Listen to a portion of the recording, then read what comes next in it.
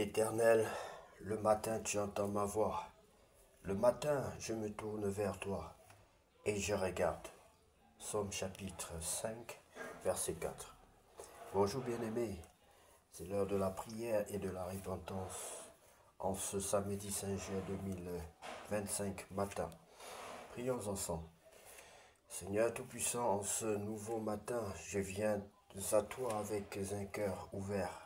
Merci pour le souffle de vie, pour ce réveil paisible, pour cette lumière nouvelle qui annonce ta fidélité. Je te consacre cette journée, mes pensées, mes paroles, mes gestes. Remplis-moi de ta sagesse, dirige mes pas selon ton amour. Seigneur, donne-moi un cœur attentif pour entendre ta voix, même dans le tumulte. Donne-moi un esprit paisible pour choisir la bonté, la patience et la vérité. Je te remets les défis à venir, les imprévus, les contrariétés possibles. Je choisis de commencer cette journée avec toi, ancré dans ta paix, marchant dans ta lumière. Seigneur, garde-moi du découragement. Aide-moi à faire le bien sans attendre en retour. Protège-moi du mal. Garde mes intentions pures. Rends-moi disponible pour aimer, pour servir, pour garder. Il est écrit dans ta parole que l'Éternel, le matin tu entends ma voix. Le matin je me tourne vers toi et je te regarde. Bien-aimé, ce matin est un don, un moment pour respirer, pour espérer, pour recommencer. Dieu est déjà là, prêt à marcher à tes côtés. Ne commence pas cette journée seul, invite-le dans chaque instant. Je déclare que cette journée est bénie. Je déclare que cette journée est bénie. Je suis équipé pour faire face à ce qui vient. Je suis équipé pour faire face à ce qui vient. Je marche dans la grâce avec assurance. Je marche dans la grâce avec assurance, car Dieu est mon rocher. Père, guide-moi, remplis-moi, utilise-moi. Que ma journée te glorifie. Je me lève avec toi et je te fais confiance pour chaque instant. Au nom de Jésus-Christ de Nazareth, Jésus prie. Amen. Nous allons prier, bien-aimés, pour tous ceux qui n'ont pas encore reçu le Seigneur Jésus-Christ dans leur vie, comme leur sauveur personnel et leur Seigneur. Oui, bien-aimé, si tu veux devenir chrétien, tu peux donc prendre la position qui honore l'Éternel Dieu Tout-Puissant et tu vas répéter cette prière après moi. Seigneur Jésus-Christ, je reconnais que je suis un pécheur. Seigneur Jésus-Christ, je te demande pardon. Je reconnais que je suis un pécheur et je te demande pardon. Purifie-moi, Seigneur. Lave-moi par ton sang. Fais de moi ton enfant. Je veux naître de nouveau. Je veux naître de nouveau. C'est toi seul, Seigneur, qui peux me permettre de naître de nouveau. Car tu as dit que tu es le chemin, la vérité et la vie. Nul ne vient au Père que par toi. Je veux naître de nouveau. Permets-moi de naître de nouveau. Transforme-moi, Père éternel, et fais de moi ton enfant. Baptise-moi et remplis-moi de ton Esprit Saint. Baptise-moi et remplis-moi de ton Esprit Saint. Je t'en supplie, Père Saint. Au nom de Jésus-Christ de Nazareth, j'ai ainsi prié. Amen. Sois béni, bien-aimé, au nom de Jésus-Christ de Nazareth. Sois béni, si tu as fait cette prière d'un cœur sincère, sache que désormais, le Seigneur opère un miracle dans ta vie. Nous allons lire la parole de Dieu dans le livre de 2 Samuel chapitre 10. Les messagers de David outragés guerre contre les Ammonites et leurs alliés. Écoutez très bien, bien-aimés, c'est une histoire extraordinaire. C'est une histoire de bonté et de méchanceté en retour. La bonté de David va lui attirer des problèmes. La bonté de David va faire en sorte que ces hommes soient persécutés, soient humiliés, et la guerre va pratiquement être déclenchée. Lisons cette histoire et comprenons comment la bonté de David a été mal interprétée.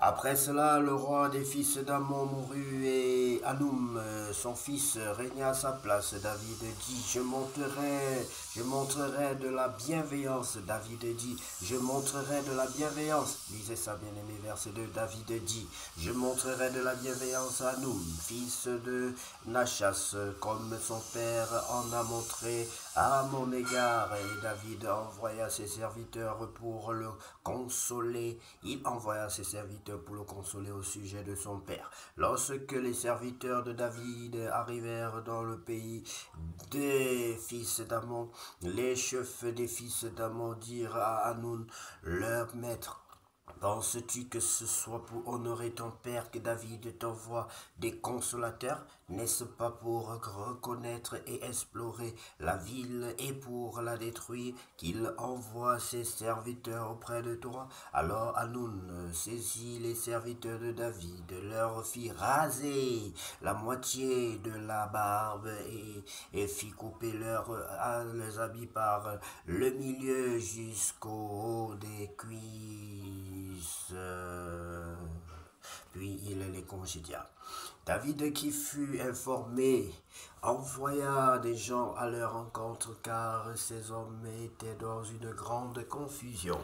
Et le roi leur fit dire, restez à Jéricho jusqu'à ce que votre barbe ait repoussé et revenez ensuite. Les fils d'Ammon, voyant qu'ils s'étaient rendus au Dieu à David, firent enrôler à leur solde 20 000 hommes de pied chez les Syriens de Beth-Rehob et chez les Syriens de Toba. Bien-aimés, vous voyez, au lieu de s'excuser, au lieu de se repentir, ils préfèrent continuer dans le mal. 1000 hommes, voilà, c'est des milliers de personnes qu'on envoie sans garantie que ces personnes vont vivre. Voilà la méchanceté de l'homme. Des exemples à ne pas suivre. Alors, donc, 1000 hommes chez le roi de Marca et 12 000 hommes chez les gens de Tob. À cette nouvelle, David envoya contre eux Joab et toute l'armée. Les hommes vaillants, les fils d'Ammon, sortirent et se rangèrent en bataille à l'entrée de la porte. Les Syriens de Toba et de Rehob et les hommes de Tob et de Marca étaient à part dans la campagne. Joab vit qu'il avait à combattre par devant et par derrière. Il choisit alors sur toute l'élite d'Israël un corps qu'il opposa aux Syriens et il plaça sous le commandement de son frère Abishai le reste du peuple pour faire face aux fils d'Ammon. Il dit, les Syriens sont plus forts que moi, tu viendras à mon secours et si les fils d'Ammon sont plus forts que toi, j'irai te secourir. Sois ferme et montrons du courage pour notre peuple et pour les villes de notre Dieu, et que l'Éternel fasse ce qui lui semblera bon. Joab avec son peuple s'avança pour attaquer les Syriens, et ils s'enfuirent devant lui. Et quand les fils d'Ammon virent que les Syriens avaient pris la fuite, ils s'enfuirent aussi devant Abishai et rentrèrent dans la ville. Joab s'éloigna des fils d'Ammon et revint à Jérusalem. Les Syriens, voyant qu'ils avaient été battus par Israël, réunirent leurs forces. Hadadézer envoya chercher les Syriens qui étaient de l'autre côté du fleuve, et ils arrivèrent à Élam, ayant à leur tête Shobat, chef de l'armée d'Hadadézer. On l'annonça à David, qui assembla tout Israël, passa le Jourdain et vint à Élam. Les Syriens se préparèrent à la rencontre de David et ils livrèrent bataille. Mais les Syriens s'enfuirent devant Israël et David leur tua les troupes de 700 chars et 40 000. Waouh! 40 000, vous imaginez, bien-aimés cavaliers. Il frappa aussi le chef de leur armée, Shoshobak, qui mourut sur place. Tous les rois soumis à Hadadézer, se voyant battus par Israël, firent la paix avec Israël et lui furent assujettis, et les Syriens n'osèrent plus secourir les fils d'Ammon. et les Syriens n'osèrent plus secourir les fils d'Amon.